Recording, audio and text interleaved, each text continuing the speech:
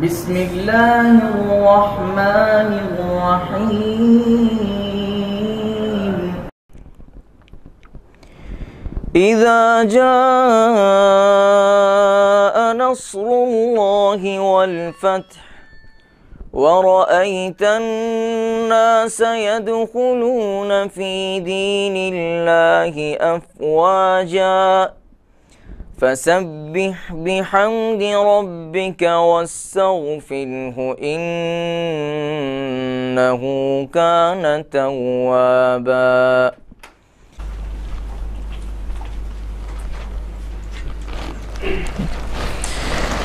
بسم اللہ الرحمن الرحیم.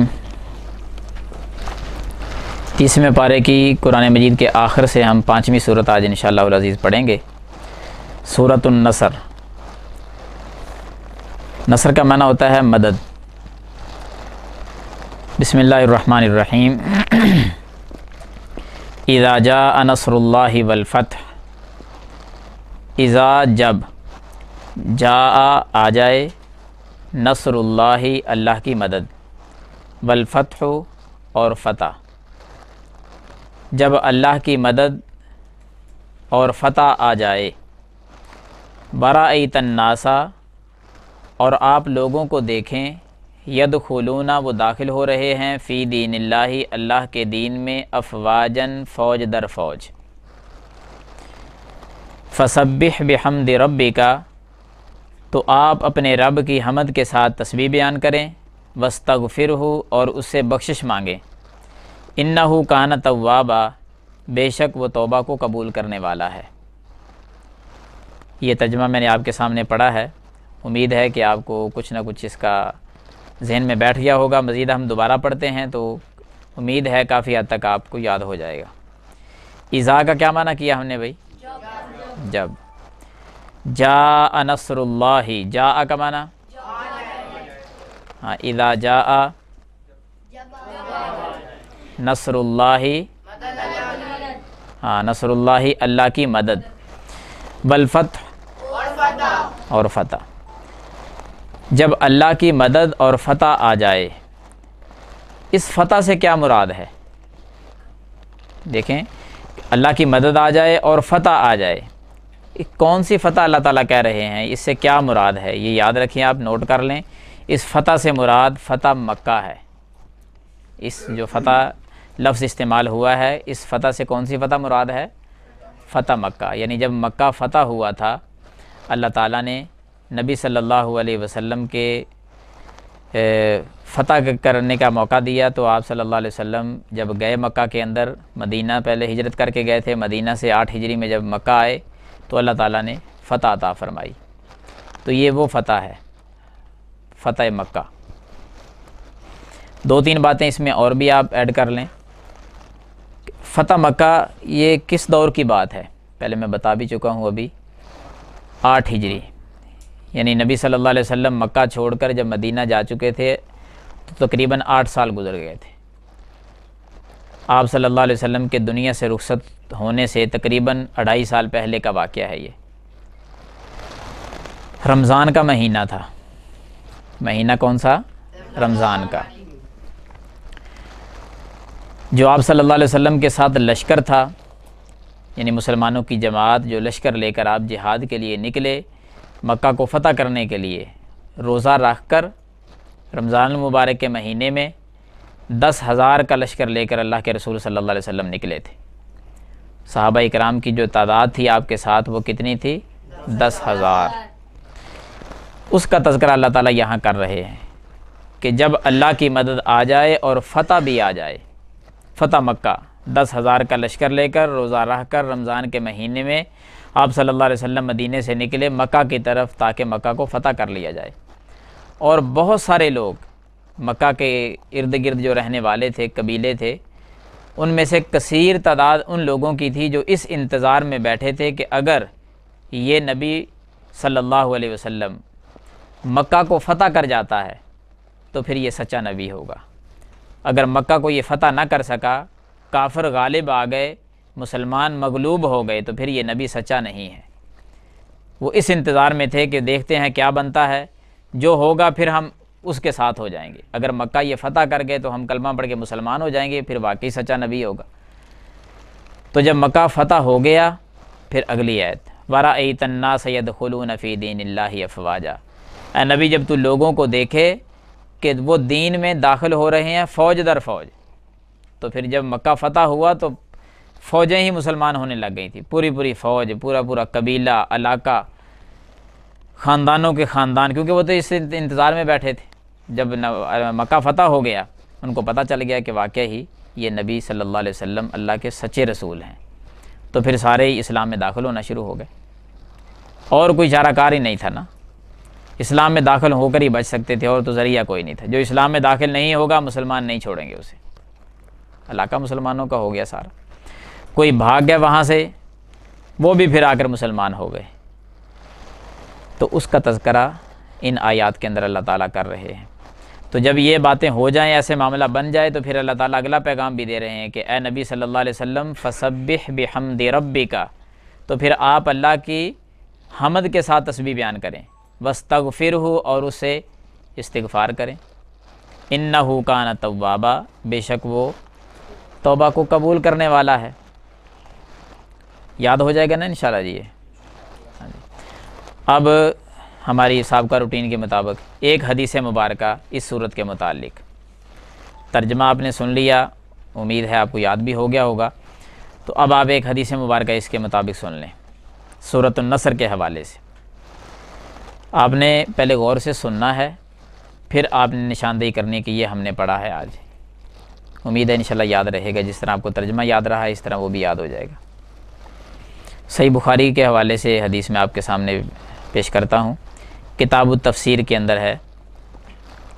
یہ جو آپ کو بتلائیے نا پہلے بات کہ فتح سے مراد فتح مکہ ہے، یہ بھی صحیح بخاری ہی کے اندر ہے، کتاب المغازی کے اندر۔ حدیث یہ ہے کہ سیدنا عبداللہ بن عباس رضی اللہ تعالی عنہ، نام سنا ہوا ہے نا صحابی کا، سیدنا عبداللہ بن عباس بھی کہتے ہیں اور سیدنا ابن عباس بھی کہہ دیتے ہیں۔ ابن عباس کا بھی وہی معنی کہ عباس کے بیٹے، اور عبداللہ بن عباس بھی کہیں گے تو تب بھی وہی مراد ہوں گے۔ سیدنا عبداللہ بن عباس رضی اللہ تعالی عنہ یہ خود ہی بیان کرتے ہیں، فرماتے ہیں کہ سیدنا عمر بن خطاب رضی اللہ تعالی عنہ کا جب دور خلافت تھا تو اس وقت وہ اپنی مجلس کے اندر مجھے بھی بٹھا لیا کرتے تھے، اور میری عمر تھوڑی تھی، چھوٹے تھے ابھی، تو بڑے بڑے صحابہ کرام بیٹھے ہوتے، کبار صحابہ کرام، بدری صحابہ، بزرگ، ان کے ساتھ مجھے بھی بٹھا لیتے۔ تو کچھ ساتھیوں کو اعتراض تھا کہ یہ عمر میں بالکل چھوٹا سا ہے، ہمارے بچے جو ہیں وہ ان کی عمر جتنے ہیں، اور اے عمر بن خطاب رضی اللہ عنہ آپ ان کو ہمارے ساتھ کیوں بٹھاتے ہیں؟ بعض دفعہ ہو جاتا ہے نا ایسی کیفیت، بڑوں کے ساتھ کوئی چھوٹا آ کر بیٹھنے لگ جائے تو بڑے بھی تنگی سی محسوس کرتے ہیں کہ یہ ادھر کیوں بیٹھ جاتا ہے آ کر۔ تو سیدنا عمر بن خطاب ان کو خود بٹھاتے تھے، اس کی وجہ تھی یہ خاص۔ تو کچھ ساتھیوں نے اعتراض کیا کہ ان کو کیوں بٹھاتے ہیں؟ تو سیدنا عمر بن خطاب رضی اللہ عنہ فرمانے لگے کہ جو وجہ ہے نا جس وجہ سے میں ان کو بٹھاتا ہوں وہ تمہیں اچھی طرح معلوم ہے، وہ تمہیں بھی پتہ تو ہے۔ اصل وجہ یہ تھی کہ قرآن مجید کا علم، قرآن کی تفسیر عبداللہ بن عباس بہت زیادہ جانتے تھے، تو قرآن مجید کی وجہ سے، علم کی وجہ سے ان کو پاس بٹھا لیا کرتے تھے۔ پھر ایک دن انہوں نے یہ بات واضح کرنے کے لیے صحابہ کرام کو اکٹھا کیا۔ کنہوں نے؟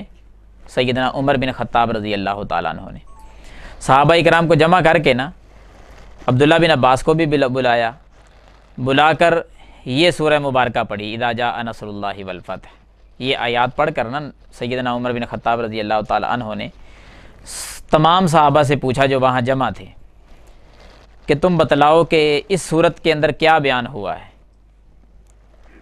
کسی نے بتلایا کہ اللہ تعالیٰ کوئی نعمت کرے تو اس کا شکر ادا کرنا چاہیے، کسی نے یہ بتلایا کہ اللہ تعالیٰ نے فتح دے دی ہے، مکہ کو فتح کر دیا ہے، اللہ کی مدد آ چکی ہے، ہمیں اب اللہ تعالیٰ کی حمد بیان کرنی چاہیے، یعنی شکر ادا کرنا چاہیے۔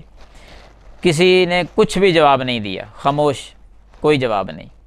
جب سب نے اسی طرح کوئی خاموش رہا، کسی نے کوئی جواب دے دیا، تو سب سے آخر میں سیدنا عمر بن خطاب رضی اللہ تعالیٰ عنہ نے سیدنا عبداللہ بن عباس کی طرف اشارہ کر کے کہا کہ اے عباس کے بیٹے عبداللہ، تم بتلاؤ اس صورت کے اندر کیا بیان ہوا ہے۔ تو اب کیا آپ کا بھی یہی جواب ہے؟ تو عبداللہ بن عباس کہتے ہیں میرا یہ جواب نہیں ہے جو میرے ساتھیوں نے دیا ہے۔ آپ کا کیا جواب ہے؟ عبداللہ بن عباس کہنے لگے کہ میں یہ سمجھتا ہوں کہ اس صورت مبارکہ کے اندر اللہ تعالیٰ نے ہمارے نبی جناب محمد الرسول اللہ صلی اللہ علیہ وسلم ان کی وفات کا تذکرہ کیا ہے، ان کے دنیا سے چلے جانے کا ذکر کیا ہے۔ وہ کیسے؟ وہ اس طرح کہ جب اللہ کی مدد آ گئی، مکہ فتح ہو گیا، لوگ مسلمان ہو گئے، سارے علاقے ہی مسلمان ہو گئے، اس میں خبر ہے، اشارہ ہے اس بات کی طرف کہ اللہ کے نبی صلی اللہ علیہ وسلم کی زندگی ختم ہو رہی ہے۔ مجھے یہ سمجھ آ رہی ہے۔ تو جب یہ جواب عبداللہ بن عباس سے سنا نا سیدنا عمر بن خطاب رضی اللہ تعالیٰ عنہ نے، تو سیدنا عمر بن خطاب رضی اللہ تعالیٰ عنہ کہنے لگے اے عبداللہ بن عباس، جو آپ نے کہا ہے مجھے بھی یہی سمجھ آئی ہے اس صورت مبارکہ سے، میرا بھی یہی موقف ہے کہ یہاں سے یہی بات ثابت ہوتی ہے کہ آپ کے دنیا سے چلے جانے کی طرف اشارہ ہے کہ اب آخر کا وقت آ چکا ہے۔ اور ایسے ہی ہوا، پھر صرف 2.5 سال اس کے بعد دنیا میں رہے ہیں نبی صلی اللہ علیہ وسلم، مکہ فتح ہو گیا، لوگ مسلمان فوج در فوج ہو گئے، اسلام غالب آ گیا، نبی صلی اللہ علیہ وسلم دنیا سے رخصت ہوئے۔ یہ حدیث مبارکہ آپ اس کا کچھ حصہ، کوئی اشارہ آپ کر لیں، اس کو یاد رکھنا ہے۔ اب آتے ہیں اسلامی عقیدہ کی طرف۔ آخری سوال ہمارا اس حوالے سے اسلامی عقیدہ، وہ نکال لیں آپ سارے ساتھی۔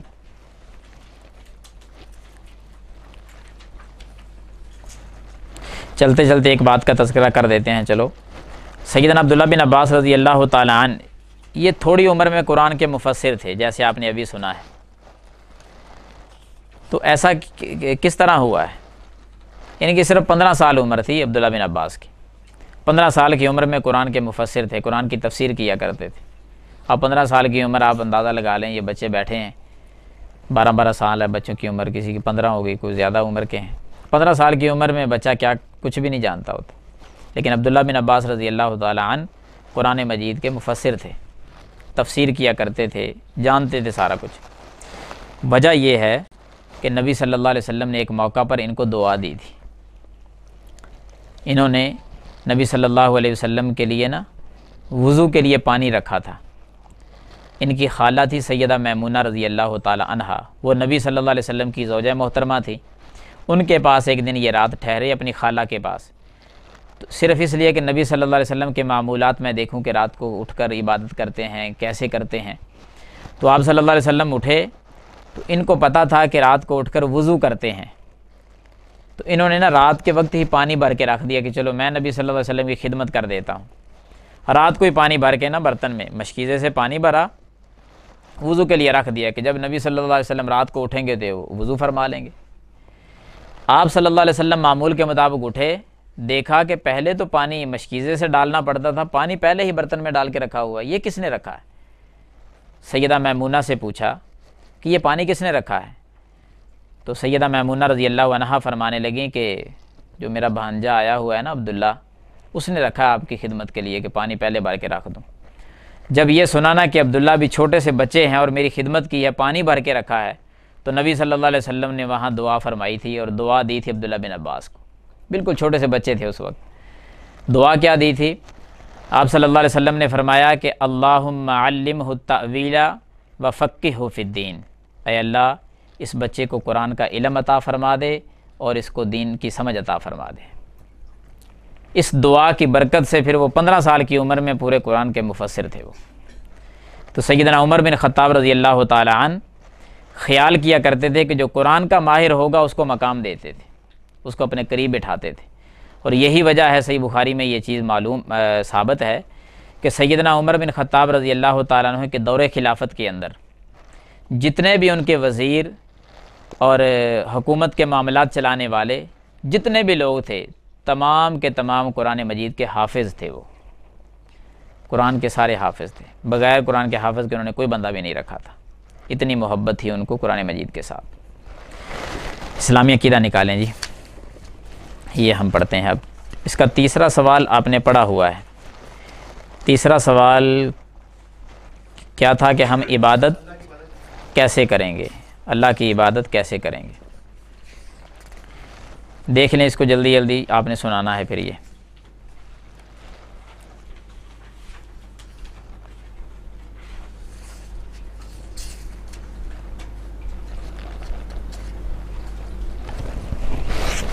قرآن مجید کی ایک آیت ہے اور ایک حدیث ہے.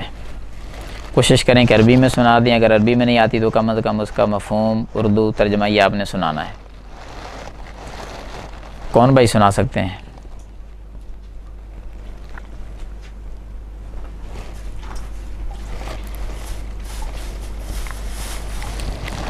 ہم اللہ کی عبادت کیسے کریں گے؟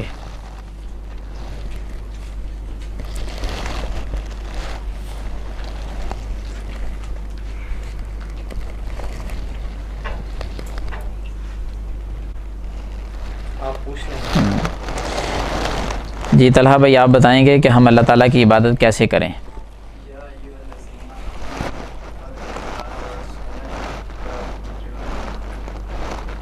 اس کا کیا مفہوم ہے؟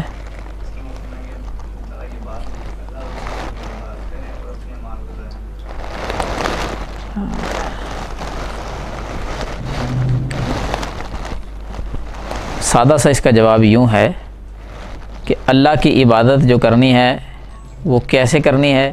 اللہ کی اطاعت کرنی ہے اور اس کے رسول صلی اللہ علیہ وسلم کی اطاعت کرنی ہے. یہ اس کا جواب ہے. اپنی مرضی سے عبادت نہیں. کس کی مرضی سے پڑھنی ہے؟ اللہ کی مرضی سے. اور وہ مرضی کیسے ہے؟ جو نبی صلی اللہ علیہ وسلم طریقہ بتلائیں گے اس کے مطابق ہوگا. یہی ہے نا، یا ایھا الذین آمنوا اطیعوا اللہ واطیعوا الرسول ولا تبطلوا اعمالکم. اے ایمان والو اللہ کی اطاعت کرو اور اس کے رسول صلی اللہ علیہ وسلم کی اطاعت کرو. ولا تبطلوا اعمالکم،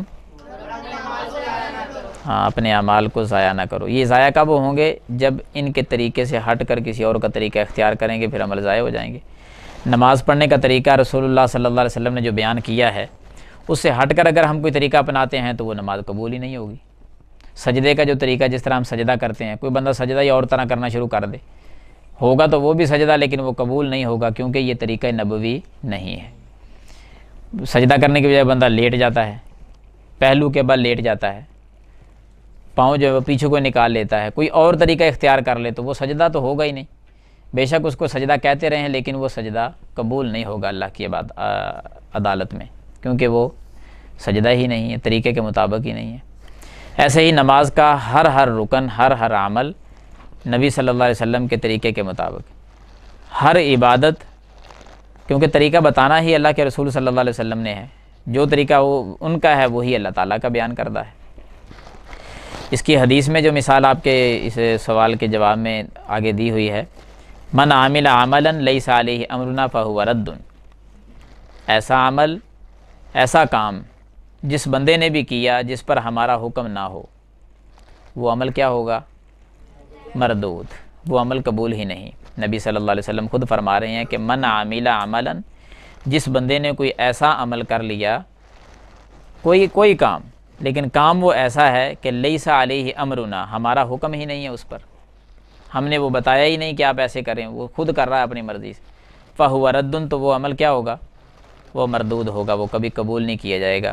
اب اسی کو بنیاد بنائیں، اسی حدیث کو سامنے رکھیں اور اپنی زندگی کا ہر عمل جس کو آپ نیکی سمجھ کے کر رہے ہیں کہ یہ عمل کرنا نیکی ہے، تو دیکھیں اس پر نبی صلی اللہ علیہ وسلم کا حکم بھی ہے کہ نہیں. اگر ان کا حکم ہے ہی نہیں، پوری شریعت کے اندر وہ عمل ہی نہیں، تو ہمیں خرچ کرنے کی کیا ضرورت پڑی ہوئی ہے؟ ہمیں محنت کرنے کی کیا ضرورت ہے؟ وہ تو عمل قبول ہی نہیں ہونا. خود اللہ کے نبی صلی اللہ علیہ وسلم وضاحت کر گئے ہیں کہ جس بندے نے ایسا عمل کیا جس پر ہمارا حکم نہ ہوا، ہماری مہر نہ ہوئی، تو وہ عمل قبول ہی نہیں ہونا. تو پھر کیا فائدہ ہے ایسے اتنا زیادہ بندہ محنت کرے، زور لگائے، خرچ کرے، وہ عمل ہی قبول نہیں. وہ عمل کر لیں کہ جس پر اللہ کے نبی صلی اللہ علیہ وسلم نے مہر لگائی ہے، عمل بتلایا ہے، اس پہ بندہ محنت کر لے، فائدہ بھی ہو جائے. چوتھا سوال جو آج ہم پڑھیں گے، اس پہ ذرا غور کریں. وہ سوال ہے جی، کیا ہم اللہ تعالیٰ کی عبادت خوف اور طمع سے کریں؟ خوف ڈر کو کہتے ہیں، طمع لالچ کو کہتے ہیں، امید، لالچ، طمع. جواب دیکھیں جی ہاں، عبادت کے وقت ہماری یہی کیفیت ہونی چاہیے، کیونکہ اللہ تعالیٰ نے مومنوں کی حالت بیان کرتے ہوئے فرمایا ہے یدعون ربہم خوفا و طمعا، وہ اپنے رب کو خوف اور طمع کے ساتھ پکارتے ہیں۔ کون؟ اللہ کے بندے جو ہیں وہ جب اللہ کو پکارتے ہیں نا تو اللہ سے ڈرتے بھی ہیں، اللہ سے امیدیں بھی رکھتے ہیں۔ ڈرتے ہیں کہ اللہ تعالیٰ کہیں پکڑ نہ کر لے، امید کیا ہوتی ہے؟ اللہ تعالیٰ جنت دے دے گا، خوف بھی اور طمع بھی۔ آگے حدیث میں کیا ہے؟ نبی کریم صلی اللہ علیہ وسلم نے اس دعا کی تحسین فرمائی، یعنی اس کو اچھا آپ نے بیان کیا کہ اللہم انی اسألک الجنت و اعوذ بک من النار، اے اللہ میں تجھ سے سوال کرتا ہوں جنت کا اور تیری پناہ میں آتا ہوں جہنم کی آگ سے، اس سے پناہ چاہتا ہوں۔ اب اس دعا کو اچھا کہا گیا ہے، جنت مانگی گئی ہے، جہنم سے بچنے کی دعا کی گئی ہے، تو وہی خوف اور طمع، خوف جہنم سے بچنے کا ہے، جنت میں جانے کی طمع ہے، لالچ ہے کہ اللہ جنت دے دے۔ روزمرہ کے حوالے سے ایک دعا وہ میں آپ کے سامنے پڑھ دیتا ہوں، پھر لکھ کر بورڈ پر آپ کو سمجھاؤں گا، وہ 2 منٹ لگیں گے زیادہ سے زیادہ۔ روزمرہ کے کاموں میں سے اب ہم بیٹھے ہیں نا ساری مجلس کے اندر، یہاں سے اٹھنے سے پہلے ایک چھوٹی سی دعا ہے، وہ یاد کرنی ہے آپ نے۔ یعنی اٹھنے سے پہلے مراد یہ نہیں کہ ابھی آپ کو اٹھنے ہی نہیں دیا جائے گا جب تک آپ دعا نہیں یاد کریں گے، یہ معنی نہیں۔ یعنی جہاں بھی آپ بیٹھے ہوں گے، جدھر بھی بیٹھیں، دکان پر بیٹھیں، اپنے گھر میں بیٹھیں، جس کو مجلس کہا جائے، اپنے والدین کے ساتھ بندہ کیوں نہیں بیٹھا، گھر میں اپنے بچوں کے ساتھ ہی کیوں نہیں بیٹھا، 10 منٹ 5 منٹ 2-4 منٹ بیٹھ کر آپ نے بات کی ہے، پھر اٹھ کر جانے لگیں، تو وہاں اٹھنے سے پہلے آپ نے وہ دعا پڑھنی ہے۔ اس دعا کا فائدہ کیا ہوگا؟ نبی صلی اللہ علیہ وسلم نے فرمایا جو بندہ وہ دعا پڑھ لے نا، کسی بھی جگہ پر بیٹھا ہے اور بیٹھ جائے، اٹھنے سے پہلے اس دعا کو پڑھ کر پھر اٹھ کر چلا جائے، تو وہاں بیٹھنے میں اگر کوئی غلط بات ہو گئی، کوئی گناہ ہو گیا، کوئی جملہ غلط نکل گیا اللہ کو ناراض کرنے والا، تو اللہ تعالیٰ وہ غلطیوں کو معاف کر دیتا ہے۔ وہ اتنی قیمتی دعا ہے، اس کو کفارہ مجلس کی دعا بھی کہا جاتا ہے۔ کفارہ مجلس یعنی مجلس کے گناہوں کو مٹانے والی دعا۔ جہاں بیٹھیں، اب زندگی میں بیٹھنا ہی تو ہے ہمارا، کبھی ادھر بیٹھے ہیں، کبھی گھر میں بیٹھے ہیں، کبھی کاروبار میں بیٹھے ہیں، ہر جگہ پہ بیٹھنا ہی ہے، تو اٹھنے سے پہلے اس دعا کو ہمیشہ پڑھا کریں تاکہ ادھر کی غلطیاں ادھر ہی اللہ تعالیٰ معاف فرما دے۔ سبحانک اللہم و بحمدک اشہد ان لا الہ الا انت استغفرک و اتوب الیک، یہ دعا ہے۔ میں بورڈ پہ لکھتا ہوں، پھر ادھر سے دیکھ کر آپ نے لکھ لینی ہے اور اس کو یاد کرنا۔ کل یہ میں نے ہر بھائی سے سننی ہے، سنا دیں گے نا کل انشاءاللہ جی۔ سبحانک اللہم و بحمدک اشہد ان لا الہ الا انت استغفرک و اتوب الیک۔